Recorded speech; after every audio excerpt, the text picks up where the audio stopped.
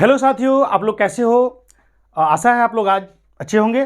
देखिए, आज नया वीडियो लेकर चला हूँ और इस वीडियो में जो भी प्रश्न दिया गया है वो बहुत ही इंपॉर्टेंट प्रश्न है। किसी कॉम्पिटिटिव एग्जामिनेशन में आया हुआ उसी बुक से लिया गया प्रश्न है। इसको देखिए, हम लोग बहुत ही अच्छे सिस्टम से, बहुत ही आसान तरीके से हम लोग कैसे बनाते हैं। इसमें किसी भी ट्रिक का हम लोग इस्तेमाल नहीं करेंगे, पूरा बेसिक तरीके से बनाएंगे। और यदि वीडियो हमारा अच्छा लगेगा तो आप मेरे वीडियो को लाइक, कमेंट, शेयर जरूर कीजिएगा। साथ ही साथ आप यदि अभी नए सब्सक्राइबर होंगे तो आप सब्सक्राइब कर लीजिएगा, अपने दोस्तों में जरूर शेयर कीजिएगा। तो साथियों देखिए, इसमें क्या लिखा हुआ है, 200 और 600 के मध्य कितनी संख्याएं 4, 5 और 6 से पूर्णतः विभाजित हो। तो इस तरह का जब भी प्रश्न हो तो ध्यान से आप देखिए, इसमें लिखा क्या है, 200 और 600 के बीच में। तो 200 और 600 के बीच में लेना है, 200 और 600 नहीं लेना है। अब जिन संख्याओं से पूर्णतः विभाजित है उन संख्याओं को पहले देखिए, 4, 5 और 6 है। तो 4, 5 और 6 को हम लोग सबसे पहले क्या करेंगे, एलसीएम लेंगे। तो यहाँ पे देखेंगे कि बहुत सारे बच्चों को एलसीएम नहीं आएगा, तो एलसीएम हम लेके बताते हैं लाइव एकदम सिस्टम से, बेसिक तरीके से कैसे एलसीएम लिया जाता है। देखिए इसमें एलसीएम कैसे लेते हैं। जो 4 है, 5 है, 6 है, इसको हम लोग इस तरह लिखते हैं। उसके बाद इसमें देखते हैं कि सबसे छोटा नंबर हमारा क्या होता है। सबसे छोटा नंबर हमारा 1 को छोड़कर 2 आता है ना। तो 2 से देखिए इसमें कौन कौन विभाजित होता है। अगर एक संख्या भी अगर 2 से विभाजित होता है तो हम पहले उसको कर लेते हैं। तो देखिए इसमें 2 से विभाजित होने वाला 4 और 6 है। तो यहाँ 2 से विभाजित किए, 2 दूना 4, 5 नहीं है विभाजित, थोड़ा छोड़ देते हैं उसी तरह, 2 तिया 6। फिर 2 से हो रहा है, इसको भी 1 कर दिए, 2 1 का 2, 5 नहीं आ रहा है, 3 नहीं आ रहा है 2 का पहाड़ा में। अब 3 से आ रहा है, 2 के बाद अब 3 देखते हैं, 3 से एक बार में आ रहा है यहाँ पे। तो इसको इसी तरह रहने दिए, इसको इसी तरह रहने दिए और 1 हो गया। जो जिसका विभाजन नहीं हो रहा है उसको हम लोग उसी तरह छोड़ देते हैं। फिर देखिए 5 से करते हैं, तो 5 1 का 5 1 का 5, यानी लास्ट में आपको 1 1 बचना चाहिए। ये आपका एलसीएम लेने का सिद्धांत है। तो ये एक चीज़ तो आपको बेनिफिट हुआ कि एलसीएम लेने आपको आ गया। अब यहाँ पे हम लोग क्या करते हैं कि अभी एलसीएम फाइनल नहीं हुआ, ये तो करके दिखाएं। अब हम लोग क्या करते हैं, इसको इससे, इसको इससे, इसको इससे मल्टीप्लाई करते हैं। अब मल्टीप्लाई कीजिए, या तो ऊपर से इसको इससे, इसको किसी से मल्टीप्लाई कीजिए, यानी टोटल को आपको मल्टीप्लाई करना है। तो मल्टीप्लाई किए तो 5 तिया 15, 15 दूना 30, 30 दूना 60 आ गया। ठीक है, अब 4 5 6 तीनों का एलसीएम कितना आया, 60 आ गया। अब ये 60 से ही देखना है कि 200 और 600 के बीच में कौन सी संख्या है जो 60 से विभाजित है।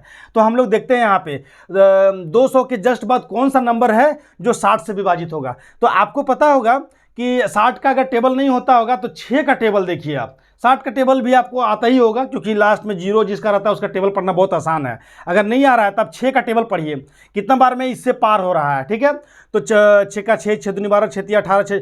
तो यहाँ पे देखिए, अगर आपको 60 का टेबल नहीं आ रहा है तो इसका एक 0 ढक दीजिए और इसका एक नंबर इधर ढकिए और इसका एक नंबर ढकिए, 20 हो गया है ना। अब 6 का टेबल पढ़ के अनुमान लगाइए कि कितना बार में हो सकता है।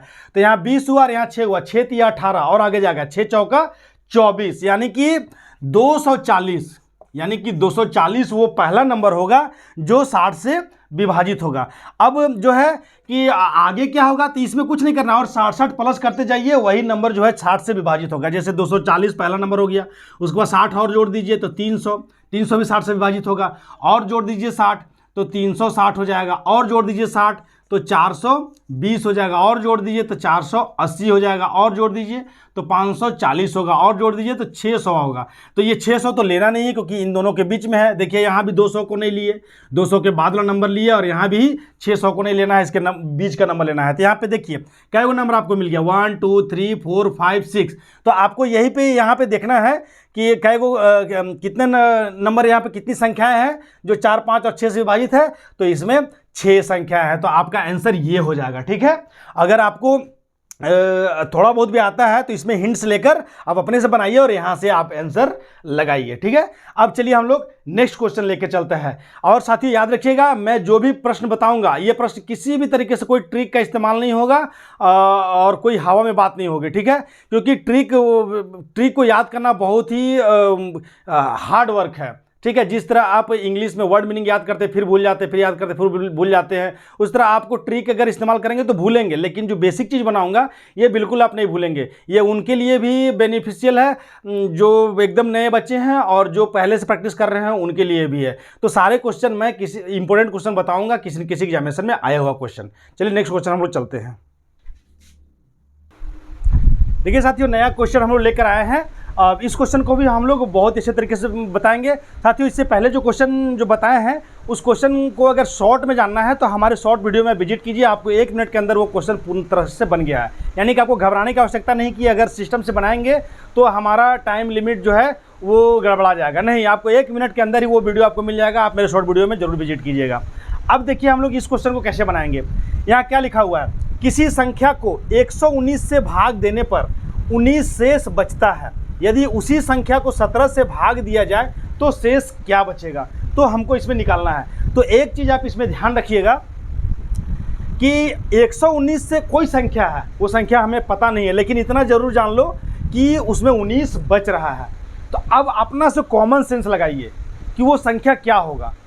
वो संख्या तो हमें भी पता नहीं है भाई कि वो संख्या क्या होगा, लेकिन मान लेते हैं कि वो सबसे छोटा संख्या क्या होगा, तो ये तो हम जरूर निकाल सकते हैं। सबसे छोटा संख्या निकालने के लिए हम लोग क्या करेंगे, 119 में ये शेष जो बचा हुआ है इसको आप जोड़ दीजिए, तो जो संख्या आपका आया 9 9 18, 1 1 2 3 और 1, ये सबसे छोटी संख्या होगा। अब हम लोग चलिए बाद में देखते हैं क्या करना है।